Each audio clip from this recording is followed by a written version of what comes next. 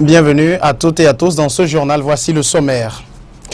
Reprise du dialogue entre partis parlementaires ce 26 mai. C'est donc la deuxième semaine de discussion entre les acteurs politiques avec déjà une première dissension entre la majorité UNIR et le groupe parlementaire ANC-ADI. Nous en parlons tout à l'heure. Les européennes en France ce dimanche, grosse désillusion pour le Parti socialiste. Le Front national arrive en tête avec un peu plus de 25% des suffrages. Et voilà pour le sommaire de ce journal. Bonjour, bonsoir à vous tous. Un journal que nous ouvrons avec les nouvelles du dialogue Togo Télécom 2 qui a repris ce lundi sous l'égide du facilitateur Monseigneur Nicodème Bariga Bénissant.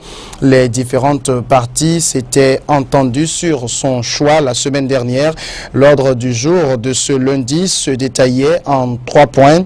Le régime politique, les prérogatives du Premier ministre, les conditions d'éligibilité du président de la République.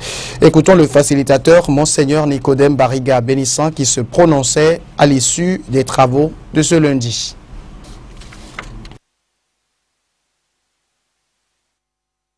Cet après-midi, donc, nous avons examiné les questions touchant le régime politique, les prérogatives du Premier ministre et les conditions d'éligibilité du Président de la République. Évidemment, sur tous ces points, il y a eu des positions qui ont une certaine convergence et puis il y a des points de désaccord.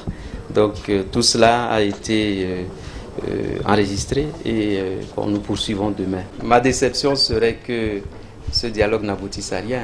Bon, c'est pas mon souhait. Je voudrais plutôt que nous puissions parvenir à quelque chose. Et bon, la manière dont les travaux se déroulent actuellement me permettent quand même de croire que nous allons arriver à quelque chose au bout du compte. Voilà pour ce qu'il en était à l'issue pour les résultats des travaux de ce jour. Mais à noter que ce lundi, la première discorde entre le groupe parlementaire UNIR et ANC-ADI a été enregistrée. Et cela concernait la présence à ces discussions de Maître Zeus Ajavon et du professeur Wolu Kome, qui ont tous deux été priés de quitter la salle au motif que le groupe parlementaire auquel ils appartiennent, c'est-à-dire le collectif Sauvons le Togo CST, n'est pas un groupe parlementaire et par conséquent, la présence des deux hommes aux discussions n'était pas opportune. Nous écoutons Maître Zeus Ajavon qui s'est prononcé sur cet incident et vous allez le voir, il prend les choses avec beaucoup de philosophie. Moi, je dis que si c'est ma présence qui fait que les choses soient bloquées, je veux que les choses évoluent pour le pays. Si ma présence doit bloquer la situation, je préfère me retirer pour débloquer la situation. Et que les choses évoluent. Je ne veux pas être la pomme de discours. Maintenant, nous demandons à Monseigneur Bariga de tout mettre à l'eau pour résoudre ce problème-là. Parce que c'est un problème. Excusez la qualité du son de cette interview qui a été tournée dans des conditions particulières.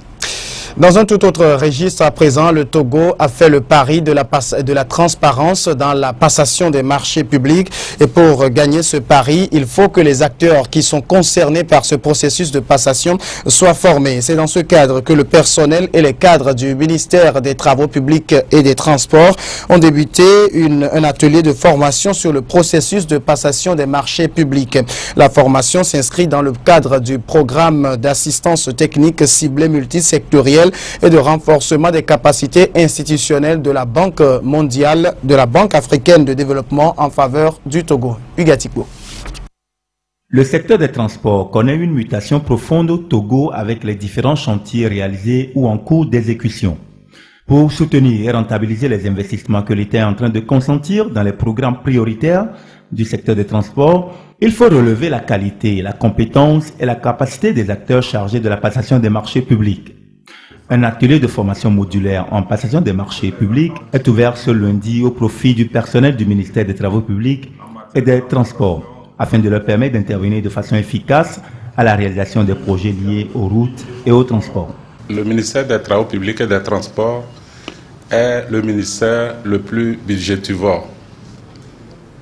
En ce sens que le budget, depuis un certain nombre d'années, est consommé à près de 60% par ce ministère.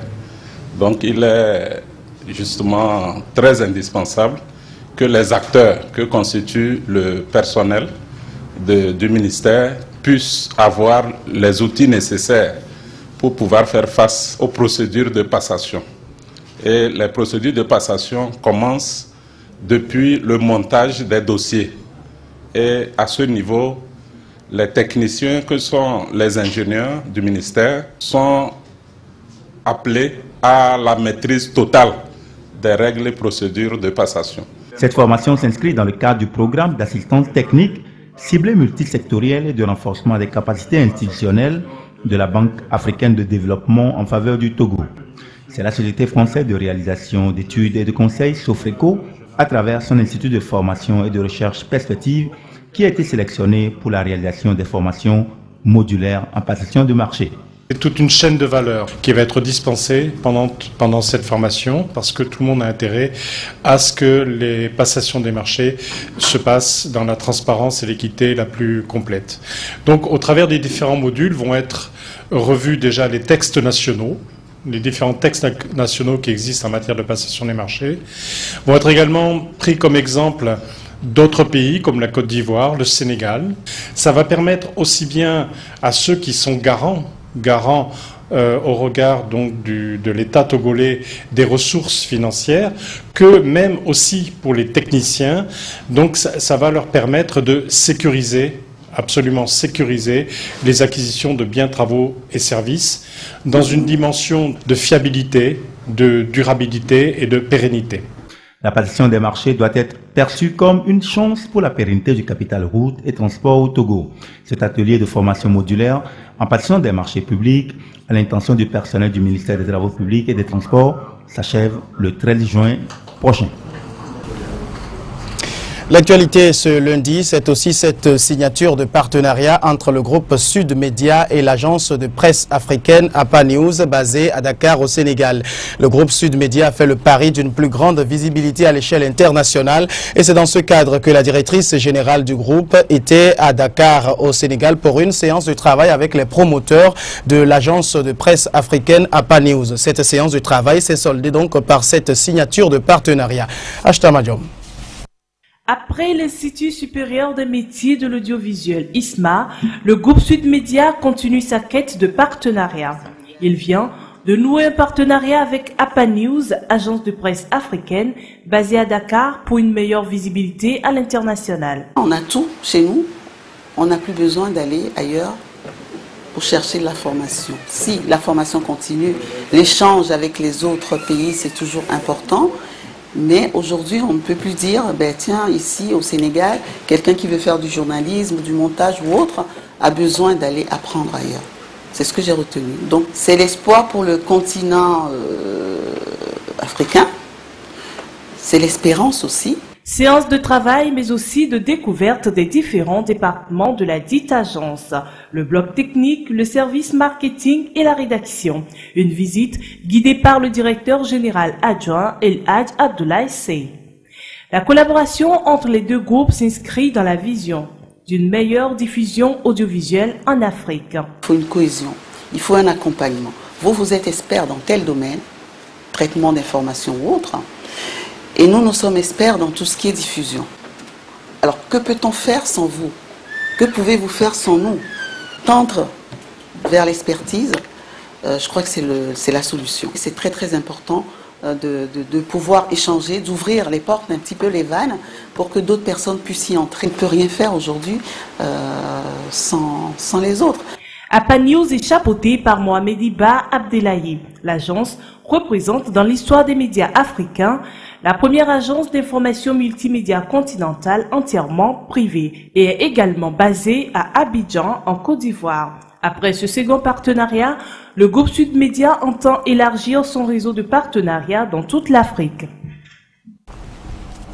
Santé dans ce journal avec la campagne médico-chirurgicale de l'ONG M-Afrique qui a débuté depuis avril dernier dans la préfecture de l'Abina et qui s'est poursuivie à Lomé ce samedi. M-Afrique était à la prison civile de Lomé, à Toglekope et à Djagblé. Divers patients ont été consultés dans différentes pathologies. Gloria Anani, Ashtamajom.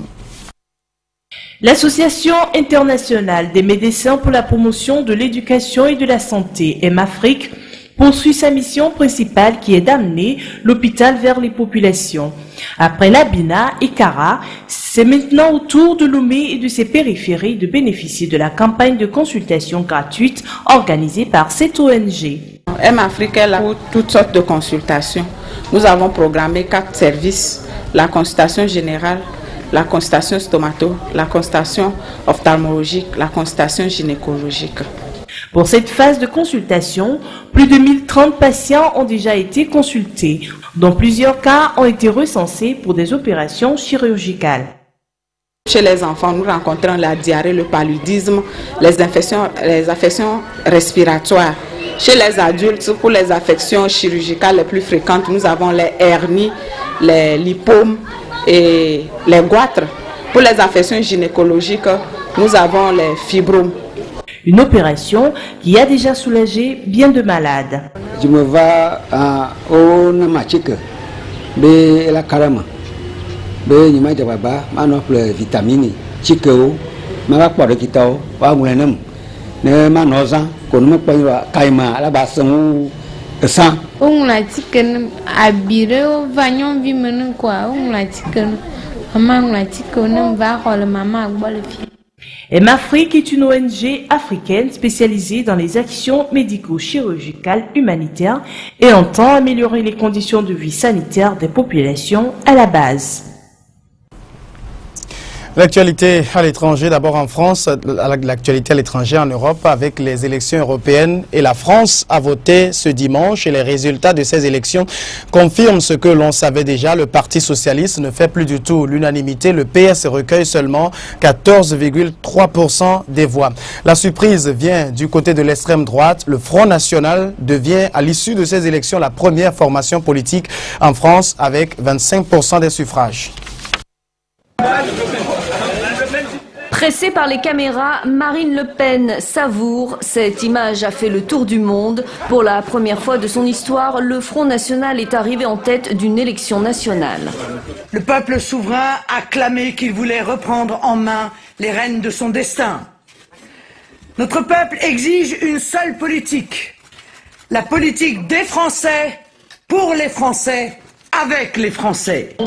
Lors des élections européennes de dimanche, Marine Le Pen a réussi son pari, celui de faire de son parti le premier parti de France. Le Front National, créé en 1972 par son père Jean-Marie Le Pen, devrait décrocher 24 sièges au Parlement européen, soit un tiers des sièges français. Avec près de 25% des suffrages exprimés, le FN a largement devancé les autres formations politiques, loin devant le parti de droite, l'UMP et surtout du Parti socialiste au pouvoir. C'est un choc, un séisme qui s'adresse à tous les responsables politiques qui ont la charge d'agir. Aucun d'entre nous ne peut se dérober à ses responsabilités. Nous devons faire preuve de courage, car la France doit se réformer.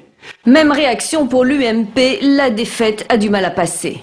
L'UMP est la seule force politique de droite et du centre qui peut demain proposer une alternance pour les Français. Et je veux insister sur ce point.